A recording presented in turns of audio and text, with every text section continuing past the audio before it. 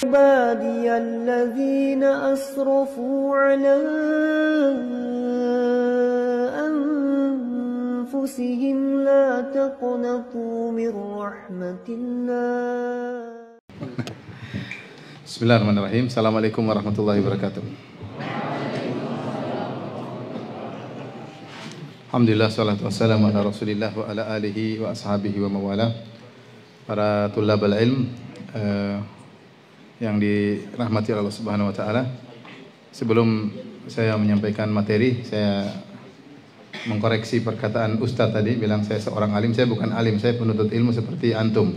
Cuma saya senior, antum junior, itu aja bedanya. Jadi kita sama-sama menuntut ilmu ya. Ini sekedar sharing pengalaman tentang yang perlu diketahui oleh para penuntut ilmu. Sebelumnya saya ingatkan bahwasanya menuntut ilmu adalah ibadah ya.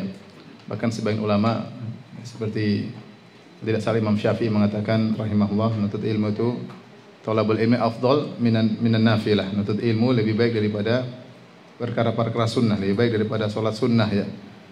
Karena menuntut ilmu manfaatnya sangat besar untuk pribadi dan juga untuk masyarakat. Karenanya seorang menghadirkan dalam dirinya ketika menuntut ilmu bahwasanya menuntut ilmu adalah ibadah. Rasulullah SAW bersabda, "Man salaka tariqan yaltamisu fihi ilman, sahalallahu lahu bihi tariqan ilal jannah." Barang siapa yang menempuh suatu jalan untuk menuntut ilmu, maka Allah mudahkan jalannya menuju ke surga. Mulla Ali Al-Qari ketika rahimahullah ketika mengomentari hadis ini, beliau berkata, Rasulullah menyebutkan barang siapa menempuh suatu jalan untuk menuntut ilmu, Allah mudahkan dia menuju surga. Padahal banyak jalan yang ditempuh untuk ibadah-ibadah yang lain. Kita ingin ke masjid, kita juga menempuh jalan. Kita ingin umrah, kita juga menempuh jalan. Kita ingin silaturahmi, kita juga menempuh jalan. Kita menjenguk orang sakit juga menempuh jalan. Tetapi kenapa dikhususkan menuntut ilmu? Man salaka tariqan. Barang saya menempuh satu jalan untuk menuntut ilmu. Yaltamisu fihi ilman. Kenapa Rasulullah SAW tidak mengatakan barang saya menempuh jalan untuk silaturahmi, barang siapa menempuh jalan untuk berbakti kepada orang tua, barang siapa menempuh jalan untuk umrah, untuk haji dan macam-macam ya, untuk pergi ke masjid. Karena menurut beliau rahimahullahu taala bahwasanya jalan termudah menuju surga adalah menuntut ilmu. Jalan termudah menuju surga adalah menuntut ilmu. Dan itu benar karena dengan ilmu terbuka berbagai macam wawasan sehingga kita tahu mana yang harus kita lakukan ya agar kita bisa masuk surga, dan dengan ilmu juga kita tahu diberi wawasan tentang hal-hal apa yang harus kita hindari. Maka secara logika benar bahwasanya memang jalan termudah untuk masuk surga adalah menuntut ilmu. Karena itulah para ulama dahulu mereka ya sangat perhatian dengan ilmu. Kemudian di antara hal yang menjadikan ilmu itu sangat mulia adalah buah dari ilmu tersebut adalah untuk berdakwah. Untuk berdakwah, dan Allah Subhanahu wa taala berfirman, "Wa man ahsanu qawlan mimman da'a ila Allah." Dan siapakah perkataan yang paling indah daripada orang yang menyeru kepada Allah Subhanahu wa taala?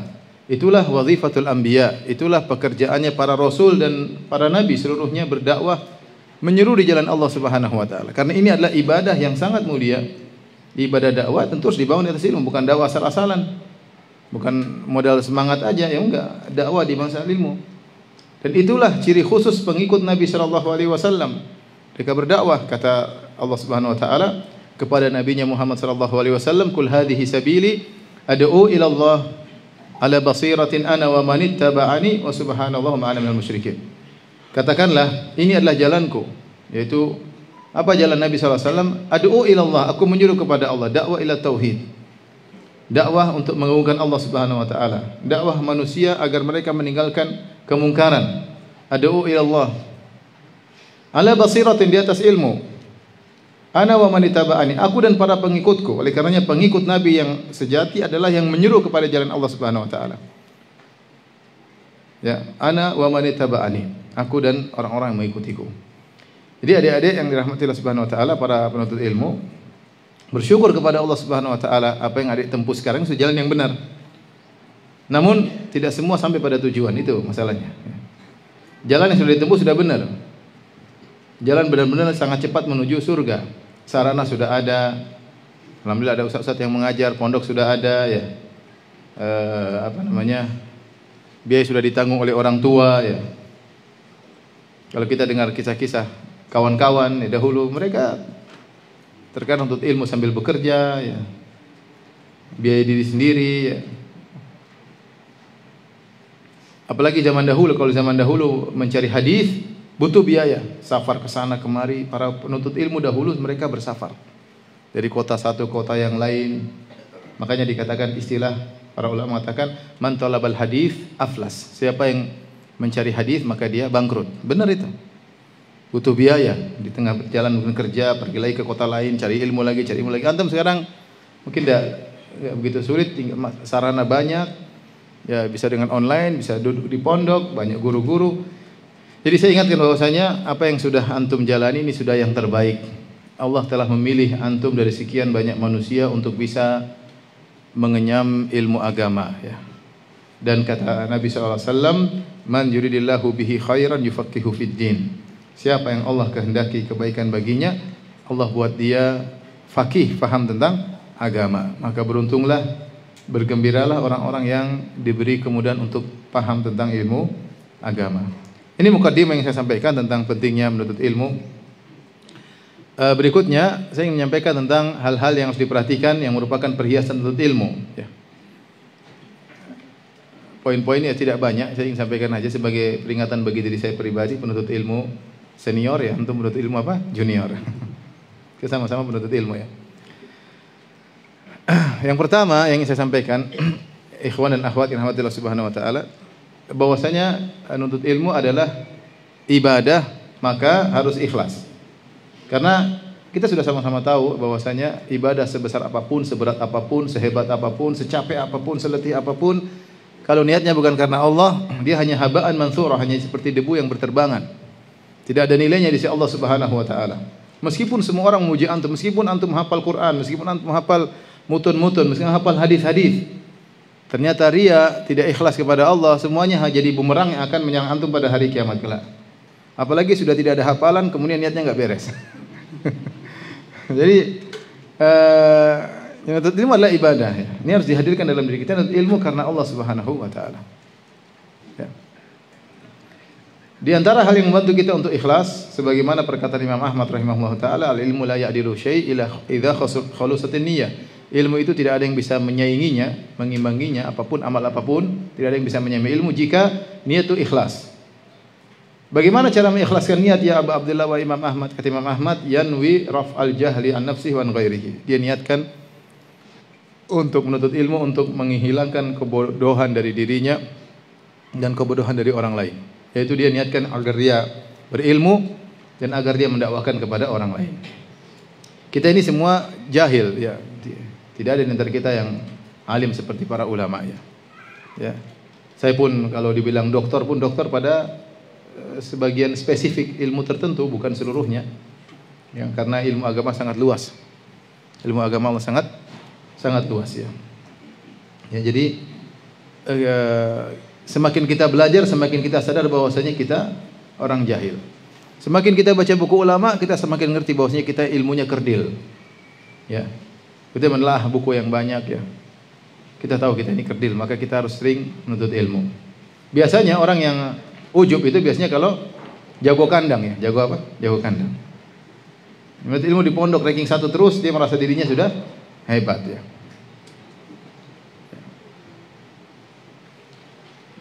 Demikian kita juga pernah mengalami perasaan seperti itu. Ketika diterima di Madinah, lihat orang pintar-pintar, masya Allah, orang hafal Quran, hafal hadis, bahkan mereka pandai bersyair, syair-syair Arab. Baru kita rasa diri kita kerdil. Ternyata kita ini nggak ada apa-apanya ya. Ya. Ternyata Allah menyiapkan banyak pasukan Allah Subhanahu Wa Taala untuk menjaga agamanya. Kita diberi keberuntungan oleh Allah untuk gabung dalam rel dakwah. Ya. Kalau kita nggak gabung situ nggak ada masalah. Allah akan gantikan dengan yang lain. Ya. Oleh karenanya seorang ketika dia menuntut ilmu, dia harus ikhlas kepada Allah, bukan mencari sanjungan, bukan mencari pujian, bukan biar mereka tahu siapa saya, ya, biar saya diakui. Ini harus terus kita ingatkan niat kita, karena ini akan semakin berat semakin berjalannya waktu. Kalau sekarang ikhlas mungkin mudah, karena belum ada sanjungan, belum ada panggilan, belum ada ya macam-macam. Nanti ke depan semakin kita berdakwah, semakin ada yang tertarik, semakin ada yang mendengar, semakin ada yang banyak pengikut, semakin berat ujiannya. Semakin berat ujiannya. Oleh karenanya, karena ilmu menuntut ilmu adalah ibadah, maka seorang harus ikhlas kepada Allah Subhanahu wa taala. Ingat hadis Nabi sallallahu alaihi wasallam, "Man talabal ilma mimma yubtagha bihi wajhullah, la yata'allamuhu illa liyusiba aradan minad dunya lam yarah arfal jannah." Siapa yang menuntut ilmu yang harusnya karena Allah, dia tuntut karena untuk mencari dunia, ya, maka dia tidak akan mencium bau surga. Dosa besar. Tuntut ilmu hanya mencari dunia, ya. Dosa besar, tidak akan mencium bau surga. Padahal bau surga dicium dari jarak puluhan tahun. Ya, surga itu indah, ya. Baru jarak puluhan tahun aroma wanginya sudah kecium. Nah, orang yang menuntut ilmu ibadah yang sangat tinggi ternyata niatnya buruk, maka hukumannya berat. Dia tidak akan mencium bau surga. Dalam hadis yang lain, ya, siapa menuntut ilmu liyumari bihi sufaha wal yujari bihi al ulama wal yasrafa wujuhan nas ilaih, ya. Barang siapa yang menuntut ilmu, di antaranya Nabi menjelaskan tentang dunia itu apa maksudnya. Apa di antara menuntut ilmu cari dunia? Di antara dunia tersebut Nabi perinci dalam hadis yang lain. Menuntut ilmu untuk debat-debat kusir dengan orang-orang bodoh-bodoh orang. Jadi untuk banggakan diri, saya hebat. Ente apa enggak ngerti. Jadi nuntut ilmu niatnya itu, atau untuk supaya disejajarkan dengan para ulama. Supaya diakui. Kalau jalan, oh, orang alim, ulama, niatnya seperti itu. Atau agar liyasrifa ujunas ilai, agar orang-orang semua terpukau sama dia. Niatnya ingin cari sanjungan. Orang ini tidak akan mencium bau surga. Orang ini tidak akan masuk surga. Orang ini akan masuk neraka jahanam. Di antara 3 orang yang Allah siksa pertama kali adalah rajulun ta'allama ilma wa 'allamahu wa qara'a al-Qur'an. Ustaz yang dimasukkan neraka, menuntut ilmu dan untuk mengajarkannya, dan dia pandai baca Quran. Ternyata liyuqal annahu alim. Ternyata menuntut ilmu supaya dia dikatakan orang alim. Dia masuk neraka. Jadi ingat, menuntut ilmu adalah ibadah. Ini berlaku pada ibadah-ibadah yang lain. Tetapi ilmu adalah ibadah yang rawan untuk riya. Kalau sholat sih enggak. Sholat sih orang semua juga sholat. Puasa, semua orang juga puasa, ya. Tapi untuk ilmu, jadi ustadz, hafal ini, hafal anu, pandai berorasi, ini rawan untuk riya. Maka waspada sejak kita sekarang, kita tuntut ilmu karena Allah Subhanahu wa taala, untuk menghilangkan kebodohan. Jadi untuk memudahkan, saya tadi bilang kembali kepada awal apa yang saya sampaikan, di antara hal membantu kita untuk bisa ikhlas, niatkan untuk menghilangkan kebodohan pada diri sendiri dan untuk kita dakwahkan kepada orang lain. Nah, ini kalau kita nuntut ilmu dengan niat ini, kita akan serius. Apalagi nanti kalau sudah sampai tingkat SMA, sampai kuliah, ketika kita mendengar guru kita menyampaikan, kita catat seakan-akan saya mau sampaikan lagi. Itu kita catatnya dengan fokus. Itu kita mencatat dengan apa? Fokus. Karena kita niatkan untuk kita sampaikan ke orang lain. Dan itu dulu saya lakukan demikian. Saya masih ingat ketika saya S1 di Madinah, kemudian yang mengajar akidah adalah Syekh Abdul Razak hafizahullah taala. Maka saya catat perkataan beliau, karena saya ingin niatkan saya sampaikan kepada orang lain. Bahkan terkadang kalau beliau canda, saya catat candaannya juga. Saya catat semuanya. Begitu pulang saya sampaikan apa adanya, saya poles sedikit karena saya ingin sampaikan kepada orang. Retorika, cara beliau menyampaikan pun saya pelajari. Tapi harus ikhlas, ya. Harus ikhlas pada Allah Subhanahu wa taala. Jadi di antara hal yang bantu kita untuk semangat untuk ilmu dan agar niat kita tulus, di antaranya niat untuk menghilangkan kebodohan pada diri sendiri dan juga untuk menyampaikan agama Allah kepada masyarakat. Jadi harus ikhlas, ya. Kemudian bergandengan dengan ikhlas, jangan ujub. Jangan ujub. Harus selalu sadar bahwasanya saya tidak tahu apa-apa. Jangan punya ilmu sedikit sudah sok alim, sok ngerti. Baru hafal beberapa hadis sudah sok alim. Jangan, ya. Dan saya sering sampaikan, sebagaimana jabatan bisa membuat orang sombong, sebagaimana harta bisa buat orang angkuh, sebagaimana nasab keturunan juga bisa bikin orang angkuh, demikian juga ilmu bisa bikin orang sombong. Potensi untuk menjadikan orang sombong, sebagaimana harta punya potensi bikin orang sombong, jabatan bikin orang sombong, ilmu juga punya potensi besar untuk bikin orang apa? Ujub. Mereka kalau sudah hafal ini, hafal anu, gurunya banyak, telah belajar sana, belajar sini, ini bahaya. Yang dia magrur, dia terpedaya dengan dirinya. Padahal orang seperti dia banyak ya. Cuma dia merasa dirinya hebat. Ya. Makanya saya pernah ditanya seorang lewat kertas, Ustaz, saya sudah hafal juz amma kalau tidak salah, saya gini-gini. Kenapa saya merasa ujub, Ustaz? Baru hafal juz amma sudah merasa ujub, itu juz amma sudah ujub. Itu saya bilang, apa yang mau antum ujubkan? Baru juz amma sudah ujub. Bahasa Arab aja nggak bisa, ya mau ujub. Saya bilang di Madinah saja, anak-anak kecil tahu bahasa Arab tidak ada yang ujub. Jadi ini penyakit ya, penyakit. Baru punya ilmu sedikit sudah sok pintar, ujub, merasa dirinya hebat. Ya. Nggak bisa apa-apa ya. Tadi saya bilang ini apalagi jagoan kampung, nggak pernah keluar di Gorontalo, cuma di Gorontalo aja begitu akibatnya. Kalau kita keluar ke lihat teman-teman di sana luar negeri sana, orang alim, tulisan-tulisan para ulama, setelah baca ulama gimana mereka dahulu tulis, bagaimana hebatnya mereka dahulu, bagaimana hafalan mereka, ini nggak ada apa-apanya. Bagaimana ibadah mereka. Makanya di antara wasiat para ulama kalau ingin menghilangkan ujub, baca sejarah para ulama, baca Syiar A'lam Nubala. Ada beberapa kajian saya di YouTube ada itu bagaimana kisah para imam agar kita sadar kita di nggak ada apa-apanya. Sehingga ilmu yang kita pelajari ini harusnya membuat kita semakin takut kepada Allah, bukan semakin ujub, bukan semakin bangga ya. Ya. Tapi yang berikutnya agar ilmu yang antum pelajari terhiasi, maka hendaknya diamalkan. Ilmu dituntut untuk diamalkan.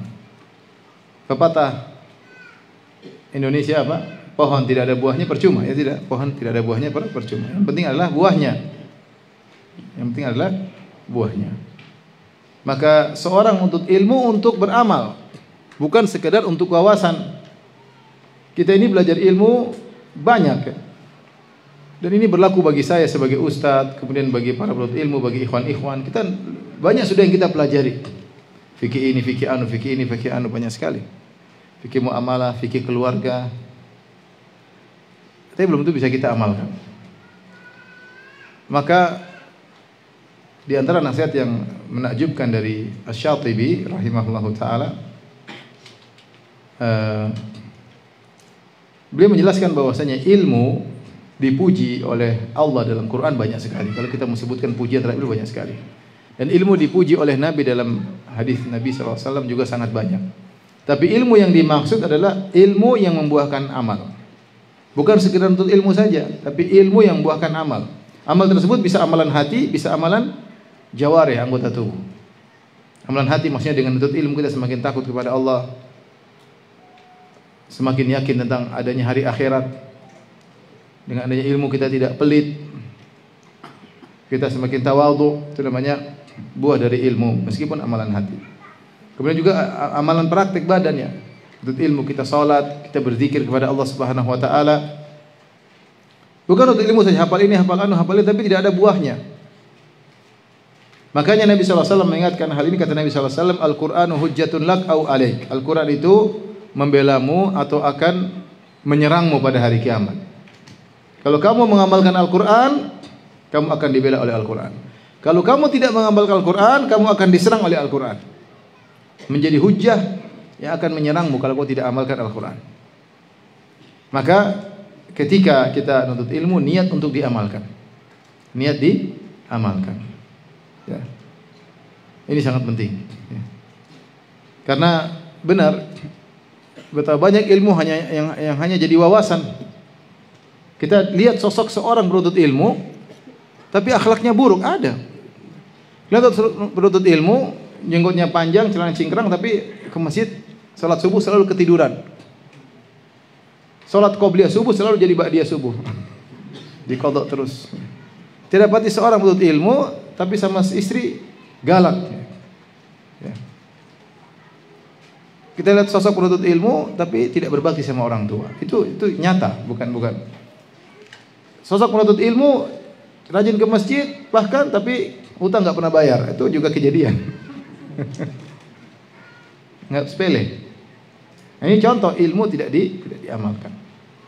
Maka seorang ya belajar mengamalkan ilmu. Makanya disebutkan bagaimana para salaf dahulu, para sahabat, kanu la yujawizuna asrat ayat.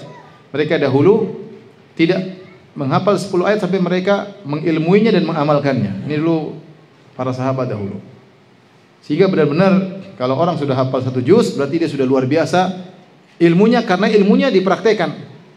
Kita sekarang metode berbeda, kita ngapal-ngapal dulu. Tapi kita berusaha, setelah itu kita amalkan sedikit demi sedikit. Jangan sampai kita terjebak dengan banyak ngaji, banyak mencatat, banyak belajar tapi tidak kita amalkan. Maka kita berusaha amalkan apa yang kita dengar dari ustadz, amalkan di rumah, dalam kehidupan sehari-hari. Nah, baru penuntut ilmu menjadi indah dengan amal yang dia kerjakan. Nah, itu harus dimulai sejak sekarang, sejak di pondok. Di pondok harus biasakan diri sholat witir sejak di pondok. Sebelum tidur sholat witir atau bangun sebelum subuh sholat witir. Sejak di pondok biasakan Senin apa? Senin Kemis. Dibiasakan sejak di pondok. Kalau enggak kapan lagi mau Senin Kemis? Nanti Jumat Sabtu maksudnya. Kalau enggak Senin Kemis. Jadi sejak pondok biasa puasa Senin Kemis. Sejak di pondok biasakan untuk dermawan, berakhlak mulia. Kalau makan tawarin teman ya. Jangan pelit ya. Terus dilatih sejak kapan? Sejak di pondok. Kalau kita tidak latih beramal, nanti kita setelah lulus pun kita tidak beramal soleh. Jadi sejak di pondok sudah latih. Sejak baca Quran ada waktunya, sholat malam ada waktunya, kedermawanan ada waktunya, bantu orang lain ada waktunya. Latih diri untuk tawadhu, latih diri untuk berkhidmat kepada yang lainnya. Latih diri membiasakan diri membantu orang lain. Harus biasakan diri. Jangan biarkan diri sendiri. Ada teman, ada keperluan, kita bantu. Kita bantu. Saya kalau mau cerita tentang bagaimana hal-hal tersebut saya dapatkan di Arab Saudi ketika saya berteman dengan orang-orang Arab. Orang Arab itu hebat. Orang Arab kalau sudah berkawan benar-benar setia. Benar-benar setia ya. Luar biasa, pengorbanan luar biasa. Ini sama-sama susah, sama-sama miskin, tapi mereka pengorbanan luar biasa. Namanya setia kawan itu luar biasa. Itu yang mungkin kurang kita dapati di saya bukan kita. Saya kurang dapati ketika sebelum saya pondok. Alhamdulillah sekarang juga kita dapati teman-teman yang baik-baik luar biasa, tapi sebelum saya ke Saudi saya belum mendapati teman-teman seperti itu. Ketika di sana dapati orang Arab luar biasa mereka ya. Kita bisa belajar bagaimana setia kawan ya, bagaimana pengorbanan. Nah, itu harus kita amal-amal seperti ini harus kita didik sejak sekarang, sejak masih pondok. Ramah sama teman, senyum sama teman ya. Jangan di pojok sendiri kalau ada teman enggak mau senyum, enggak. Nanti kalau dia seperti itu, kalau jadi dai yang juga begitu, kurang ajar, maunya sendiri-sendiri aja. Tidak ramah sama teman, merasa ujub. Orang sendiri suka ujub. Dia merasa dia hebat padahal dia enggak hebat. Ya. Orang ujub itu seperti orang yang di atas gunung. Dia lihat orang semua kecil. Dia merasa dirinya besar. Padahal orang juga semua lihat dia kecil juga ya. Itu orang kecil. Maka untuk ilmu harus ada beramal. Di antara kawan-kawan yang ingin menguatkan hafalan Quran, murajaah ketika sholat malam. Ada murajaah kita boleh tapi tidak sholat ketika mungkin pada asar kita murajaah. Di antara hal yang bantu dan kita akan merasa nikmat dalam ibadah adalah kita murajaah dalam sholat. Apa yang kita baca, kita murajaah siang hari, malamnya kita murajaah lagi dalam sholat malam. Itu membantu kita untuk sholat malam dan menguatkan hafalan seseorang. Dan baca Quran terbaik adalah dalam sholat. Baca Quran terbaik adalah dalam sholat. Mendengar bacaan Quran terbaik adalah dalam sholat. Baik. Di antaranya para penuntut ilmu ya, amalan yang diperhatikan adalah jangan lupa berbakti sama orang tua. Saya rasa adik-adik semua masih punya orang tua ya. Masih mumpung punya orang tua, Senangkan mereka, senangkan hati mereka. Ya. Minta doa kepada orang tua sebanyak-banyaknya. Mumpung masih ada orang tua. Doa ibu terutama. Karena tidak ada yang mendoakan kita tulus seperti ibu kita, seperti ayah kita. Tapi ibu lebih tulus karena ayah sibuk ya. Ayah sibuk kerja sana kerja sini, cari nafkah. Kadang tidak sempat memperhatikan kita. Tapi ibu biasanya lebih perhatian.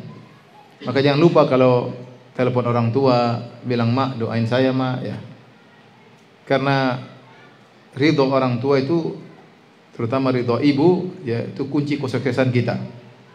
Saya bertemu dengan banyak orang yang sukses dalam segala hal. Ada yang sukses dalam pemerintahan, ada yang sukses dalam dakwah, ada yang sukses dalam ekonomi. Rata-rata mereka berbakti sama orang tua. Rata-rata mereka berbakti sama orang tua. Siapa sih yang mendoakan kita dengan tulus seperti orang tua? Enggak ada. Yang paling mendoakan kita adalah siapa? Orang tua. Baru kemudian istri dan anak-anak. Tapi kalau orang tua sangat-sangat mendoakan kita. Ya. Makanya mumpung orang tua masih hidup, ya, minta doa sama mereka. Mereka udah meninggal ya sudahlah. Tapi kalau mereka masih hidup, buat mereka senang. Buat mereka tertawa. Bikin orang tua kalau lihat antum bahagia. Gimana caranya? Bukan ngelihat antum jengkel ya. Kenapa? Contoh kenapa lihat antum jengkel? Lihat antum, ini anak sudah saya biayai pondok, nggak ada hasilnya. Itu contoh. Bicara kerja setengah mati, kasih masukan pondok, nggak ada hasilnya. Itu contoh orang tua jengkel. Tapi kalau kita masuk pondok, kita berubah akhlaknya, ketemu orang tua kita pijit kakinya, disuruh orang tua, iya bu, kalau orang Jawa dalem, Gorontalo apa kalau dipanggil ibu? Bilang apa? Apa mak? Apa orang Gorontalo? Apa? Apa? Apa? Jo ya? Jo. Ya itu. Pio. Ya itulah pokoknya. Ucapkan kata terbaik bagi orang tua. Jadi orang tua tuh manggil kita senang. Kapan antum bisa bagi orang tua? Saya kan cerita banyak sekali. Benar. Saya bilang ya. Saya punya teman-teman yang mereka sukses dalam banyak hal. Mau apakah dia sebagai dai, apakah dia pejabat, sebagai bisnismen, dengan berbagai macam bisnis mereka, rata-rata saya teliti mereka ternyata orang-orang yang berbakti kepada orang tua. Dengan kisah mereka masing-masing. Luar biasa ya. Ada yang mereka tidak kisah, tapi kita lihat bagaimana perhatian sama orang tua, bagaimana waktunya untuk orang tua. Oleh karenanya, kalau antum mau sukses, jangan lupa untuk berbakti sama orang tua. Ya.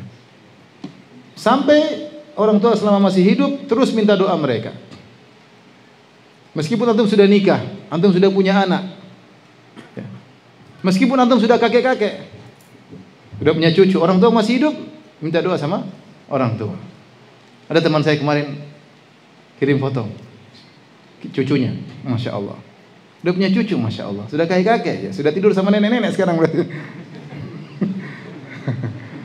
Meskipun sudah kakek, tetap aja minta doa sama orang tua.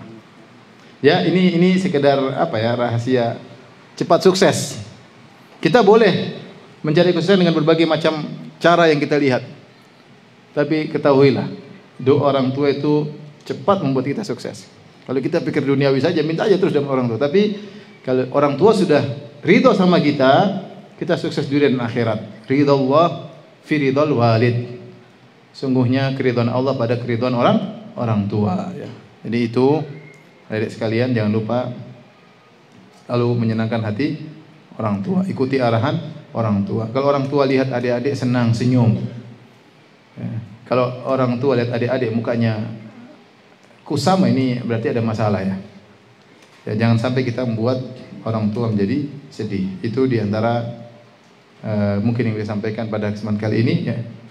Mungkin yang terakhir ya. Terakhir, jangan lupa bermuamalah dengan masyarakat dengan muamalah yang baik. Jadi orang itu orang yang mudah. Jangan jangan memberatkan orang ya. Jangan memberatkan orang ya. Kata Nabi sallallahu alaihi wasallam, "Ala ukhbirukum biman tahrumu an-naru alaihi wa yahrumu 'alan nar, maukah aku kabarkan kepada kalian tentang orang yang haram masuk neraka dan haram neraka menyentuhnya. Kullu qaribin layyin hayyinin sahlin, yaitu seorang yang layyin ringan, hayyin mudah, qarib dekat, sahal gampang. Orang yang seperti itu yang akhlaknya mulia, sama orang murah senyum, sama orang ringan tangan, kalau ada keperluan kita mudah bantu, sama orang tidak pelit ya. Kalau kita ada rezeki kita ajak makan ya. Ada orang keperluan, kalau ada waktu enggak apa-apa kita ngobrol sama dia. Orang senang dekat sama kita. Senang dekat sama kita. Kalau ngobrol sama kita kayaknya tidak cukup waktunya. Kalau kita tidak ada di grup dicari-cari, mana si fulan kok enggak ada? Kayaknya kurang ramai kalau enggak ada dia. Seperti itu. Orang senang. Jangan memberatkan orang. Karena ada orang, subhanallah, ada orang mungkin badannya besar, tapi kalau ketemu kita ngobrol, kelihatannya ringan banget orangnya. Dengan senyumnya badannya besar tadi jadi kelihatan apa? Ringan. Tapi orang kurus kerempeng, rasanya seperti gunung di atas kepala kita. Lihat dia, mulutnya nyelekit, pandangannya sombong, badan kurus kerempeng, kalau jalan lihat ke atas pendek, kecil, hitam, kurus baru. Sombongnya luar biasa. Ada seperti itu ya. Jadi orang tuh gampangan ya, mudah maafkan. Membeli juga, ya kalau sudah rasa cukup beli aja. Jangan tawar sampai berapa? 10.000, 3.000 ya, 3.000. Ringanlah, mudah. Jual juga kalau harga masuk jual, seperti itu. Tenang. Dengan begitu, ya kita berakhlak mulia di hadapan masyarakat. Itu diantara hal yang dituntut bagi seorang dai, Oleh karenanya ketika Nabi SAW mengutus salah seorang sahabat untuk berdakwah, kata Nabi, ittaqillaha haitsuma kunt, bertakwalah dimanapun kau berada, wa atbi sayyi'atal hasanata tamhuha, kalau kau melakukan kesalahan segera berbuat kebaikan akan menghapus kesalahanmu. Kemudian wa khaliqin nasa bi khuluqin hasan, berakhlaklah kepada manusia dengan akhlak yang baik. Wallahu a'lam bishawab. Mungkin ini saja yang saya sampaikan kepada para penuntut ilmu. Semoga bermanfaat bagi saya pribadi dan juga kepada antum sekalian. Ya, sudah. Atau yang jawab boleh.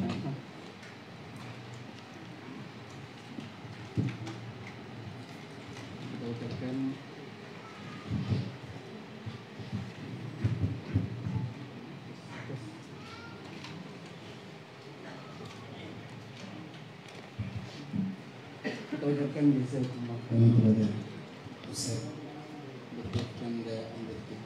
Abi Hafidhullah Ta'ala atas nasihat dan ujangan ilmu terkhusus untuk para santri Mahal As-Sunnah Gorontalo dan para jemaah yang hadir. Adapun apabila ada pertanyaan, kami minta tolong kepada panitia ya asatidzah apabila ada pertanyaan supaya dibantu untuk dibawa ke meja, kita akan bacakan. Mudah-mudahan tematik perlu, kajian-kajian tematik perlu sampai dia kokoh imannya, dia senang dengan ilmu. Nanti kalau sudah sampai pada tahapan dia sudah cinta ilmu, mulailah dia pengajian yang fokus, kajian kitab misalnya ya. Tapi ya, intinya ini hanya sekedar ide saja ya, orang masing-masing di jalan yang dia sukai. Tapi kajian tematik juga bagus. Saya nggak tahu di Gorontalo modelnya seperti apa. Tapi kalau dia yang penting ngaji kajian tematik yang dia senang dengan ilmu, dengan tentang masalah fikih, masalah hati, masalah apa, dia dengar. Nanti kalau dia sudah benar-benar cinta sama ilmu, mulailah dia kajian yang teratur. Mulai kajian fikih dari awal, misalnya dari kitab Thaharah, kitab salat dan seterusnya. Mulai akidah dari awal, kitab tauhid dan seterusnya. Ya, jangan langsung banyak-banyak. Ya. Banyak-banyak biasanya langsung mutung di tengah jalan ya. Hijrah semangat kencang jatuh ya. Itu sering terjadi. Pelan-pelan aja, pelan-pelan. Tetapi kita lihat bahwasanya ada kemajuan dalam menuntut ilmu ya. Kemudian kalau baru hijrah, komunitas-komunitas yang buruk tinggalkan. Jangan kontak lagi sama komunitas-komunitas lama, karena ketika kita baru hijrah kita rawan untuk kembali lagi. Cari komunitas baru yang membantu kita untuk bisa istiqamah. Ya. Wallahu a'lam bishawab. Jazakumullah khairan Ustaz. Yang kedua, ada pertanyaan.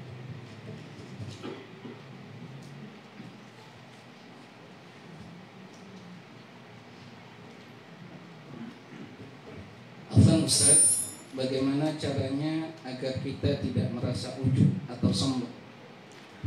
Bagaimana agar tidak merasa itu sombong? Ya tahu kita ini goblok gitu aja, gampang.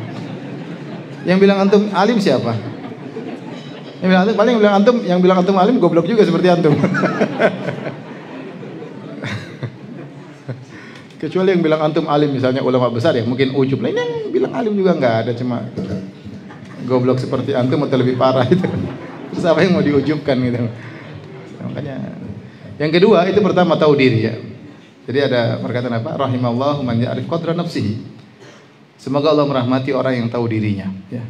Jadi kita zaman sekarang, zaman orang apa Rasulullah mengatakan apa namanya? Kullun ya'jab bi ra'yihi. Setiap orang ujub dengan dirinya ya.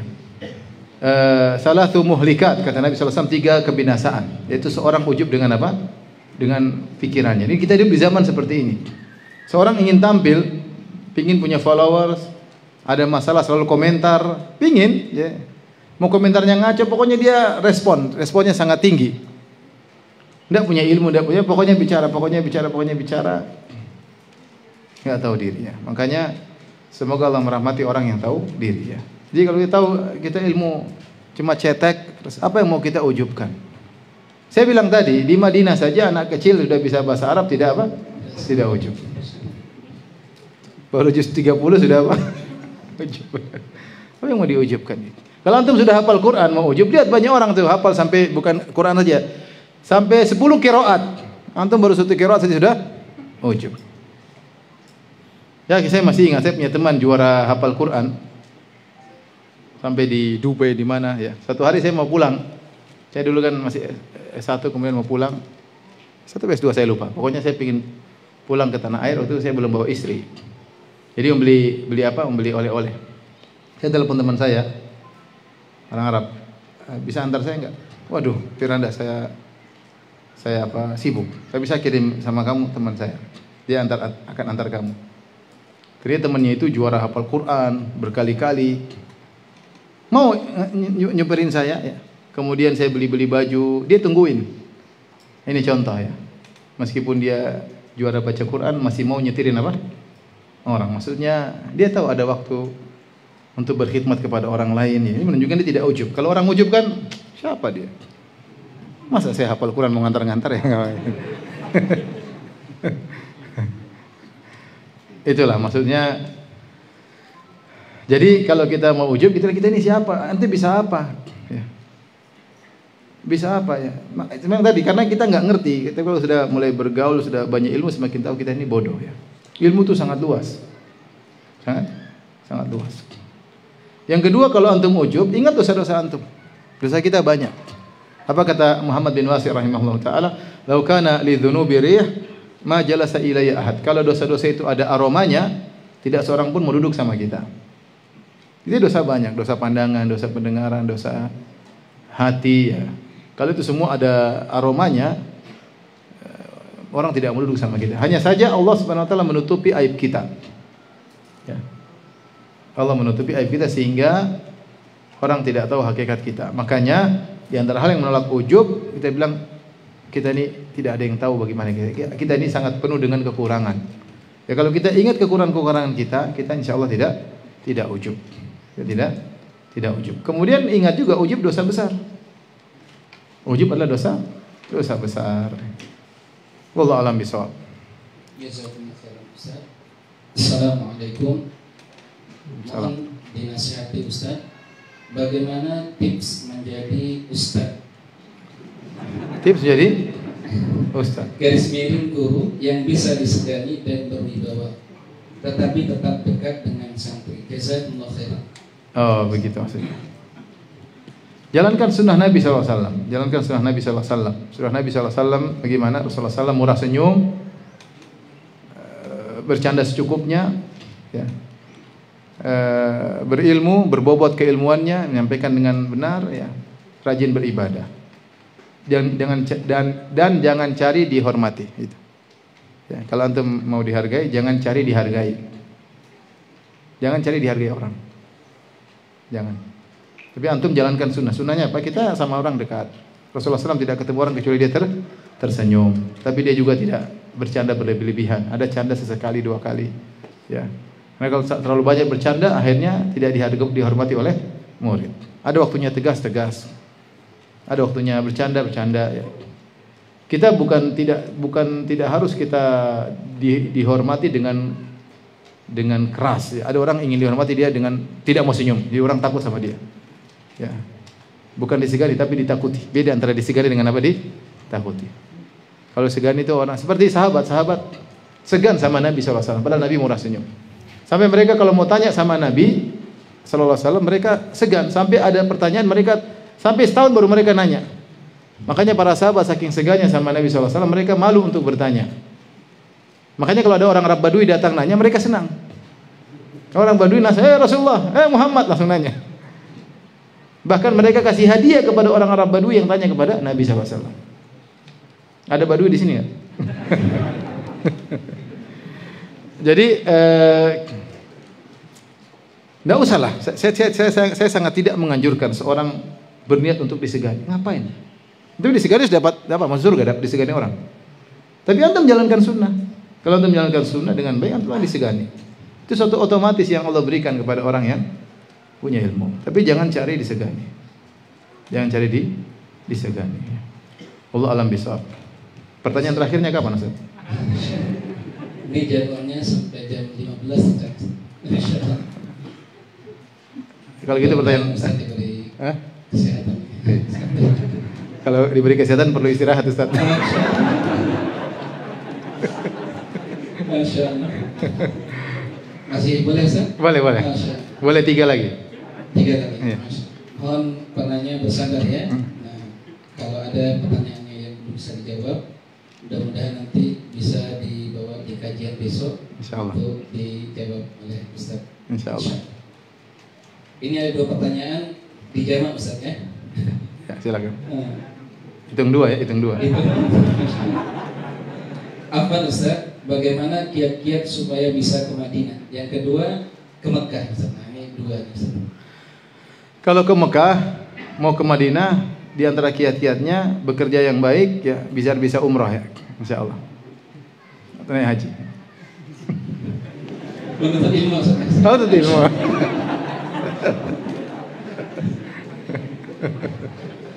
Pertanyaannya umum sekali. Kalau mau naik haji umrah ya kumpulin duit ya, insyaallah mudah. Tapi kalau ngumpulin duit jangan pelit ya. Kita disorong dulu di Papua kalau ada yang pelit, mau naik haji kan? Pelit. Ada sampai istilah begitu saking apa? Orang pelit gitu, pelit mau naik haji, maksudnya banyak menabung padahal pelit ya. Jadi kalau mau naik haji jangan pelit ya, santai aja. Penting terukur dan terarah ya. Jadi kalau ingin belajar di Madinah ya, doa saja saya bilang. Berdoa kepada Allah Subhanahu wa taala. Menuntut ilmu yang baik, berdoa. Adapun kriteria untuk terima Madinah, sampai sekarang saya tidak tahu kriterianya apa. Banyak orang-orang ranking 1 malah tidak diterima. Kemarin lagi saya baru ke Aceh ketemu dengan sebagian orang cerita, ini Ustadz ini orang, saya bawa 2 diuji oleh penguji di sana langsung, mukabala langsung. Yang satunya jawabnya dengan lancang, satunya nggak tahu bahasa Arab. Justru yang tidak tahu bahasa Arab diterima. Jadi ya nggak ada.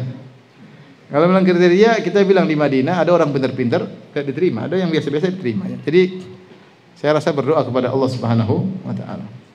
Doa orang tua itu sangat penting. Penting antum belajar, tidak harus ke Madinah. Kalau bisa ke Madinah alhamdulillah, tapi tidak harus ke Madinah. Untuk ilmu sekarang alhamdulillah mudah. Ya, di YouTube banyak sekali syekh-syekh, kajian-kajian kita banyak, yang penting antum menguasai bahasa Arab, antum bisa ngaji. Antum bisa catat, antum bisa nulis. Syekhnya bisa antum diam dulu, pause, antum nyatat, antum nyalain lagi. Bisa. Alhamdulillah ya. Jadi yang penting belajar, yang penting ya kalau bisa kembali alhamdulillah, bisa ke luar negeri, hidup di komunitas orang Arab sehingga bahasa Arab lebih lancar, itu lebih baik. Tapi tidak harus ya. Artinya saya mengatakan demikian kenapa? Karena tidak semua orang berkesempatan untuk belajar di Universitas Islam Madinah karena kuota terbatas. Tapi nuntut ilmu enggak ke Madinah juga ya, kalau alhamdulillah enggak juga enggak apa-apa ya. Yang penting serius. Baik, pertanyaan terakhir. 2 Ustaz ya. Oh, 2, boleh. Insyaallah. kitab-kitab apa yang dipelajari untuk pemula dan mana yang diprioritaskan? Jazakumullah khairan Ustaz. Saya sarankan kitab tauhid ya. Alhamdulillah saya ada ya semua, alhamdulillah banyak. Tapi di YouTube ada kajian kitab itu dari awal sampai akhir. Dengar aja, dicatat baik-baik, ada bukunya juga. Tinggal diikuti kitab tauhid, alhamdulillah.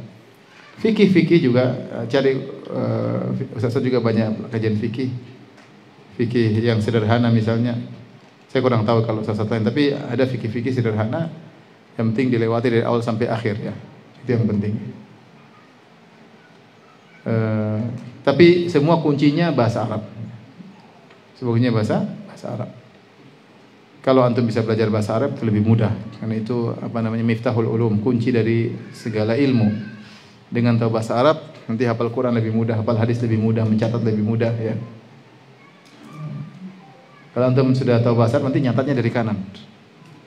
Teman-teman semua dari kiri, antum dari kanan, tapi jangan ujub ya. Wih, keren banget dari kanan catatnya.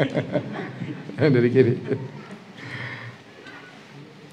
Saya punya kawan dulu ini lain. Saya punya kawan di mana? Di Madinah.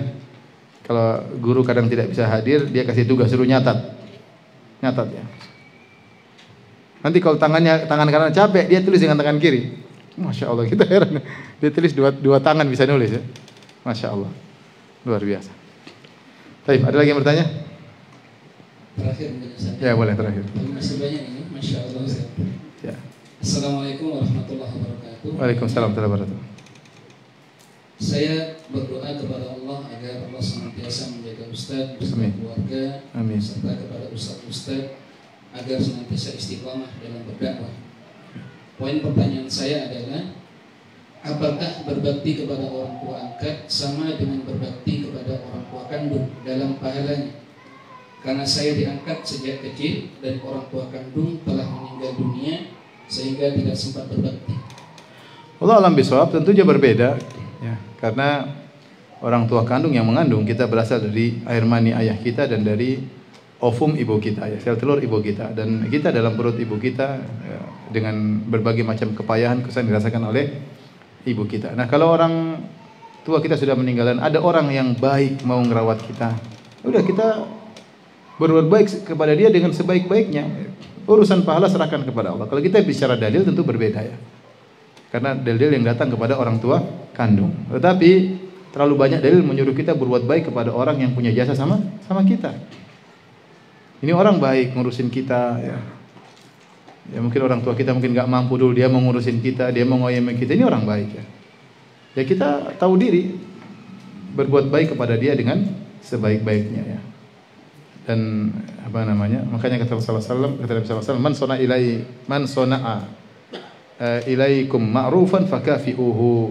Barang siapa berbuat baik kepada kalian, maka balaslah kebaikan tersebut ya. Jadi la yashkurullah man la yashkurin nas. Tidaklah tahu berterima kasih kepada Allah yang tidak tahu berterima kasih kepada manusia. Kalau ada orang baik sama kita, ngurusin kita, tatkala semua orang tidak punya ingin beban, tapi dia mau menanggung beban kehidupan kita, ini orang sangat baik. Maka berbuat baiklah kepada dia ya. Kalau dia sudah meninggal, banyak doakan dia. Ada orang-orang yang punya jasa dalam kehidupan kita, jangan lupa kita doakan dalam salat malam kita, dalam sujud kita, orang-orang yang punya jasa dalam kehidupan kita, baik kedua orang tua maupun orang tua angkat yang berusaha payah merawat kita. Wallahu alam bisawab ya. Demikian saja apa yang saya sampaikan. Wabillahi taufiq wal hidayah. Assalamualaikum warahmatullahi wabarakatuh. Kita ucapkan jazakallahu khairan jasa atas nasihat dan wejangan ilmu yang telah disampaikan oleh Ustaz Dr. Fanda Al-Ta'ala. Semoga apa yang beliau sampaikan berbuah menjadi ilmu yang bermanfaat, berberkah, dan bisa kita amalkan. Kita tutup ya kegiatan tamah-tamah di siang hari ini dengan membaca kafaratul majlis. Subhanallah. قل يا عبادي الذين أسرفوا على أنفسهم لا تقنطوا من رحمة الله